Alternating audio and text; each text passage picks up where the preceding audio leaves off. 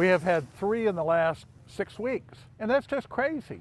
And how many of them were wearing life vests? None. 3 drownings in the last 6 weeks was one too many for Mecklenburg County Lake Norman Marine Commissioner John Johnson to bear.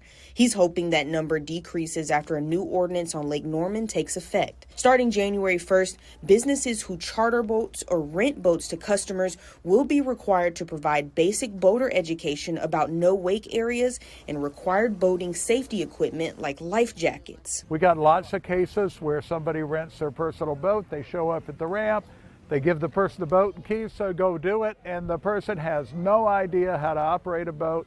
They get lost on the lake, they wind up calling the police, I'm lost, I don't know where I'm going, or they do something bad and it winds up with an injury or even a drowning on the lake.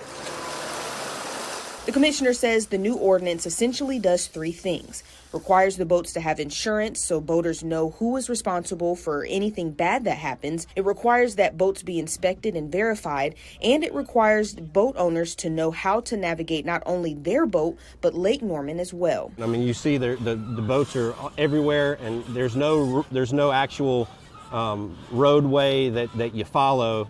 Boats are everywhere. You have to know how to respond to that. Lake Norman Patrol Officer George Brinzy says accidents are common on the water, but it's the drownings that really can be prevented. StopDrowning.org reports an average of 3,500 to 4,000 people drown every year in the United States. And I know since 2021, I think there's been, over 20. And I would dare say that 90% of those were without flotation and could have been prevented if somebody just simply had a flotation device, even a pool noodle. I mean, it's that simple. Last fall, we had somebody fall off a dock, 2 people on the dock.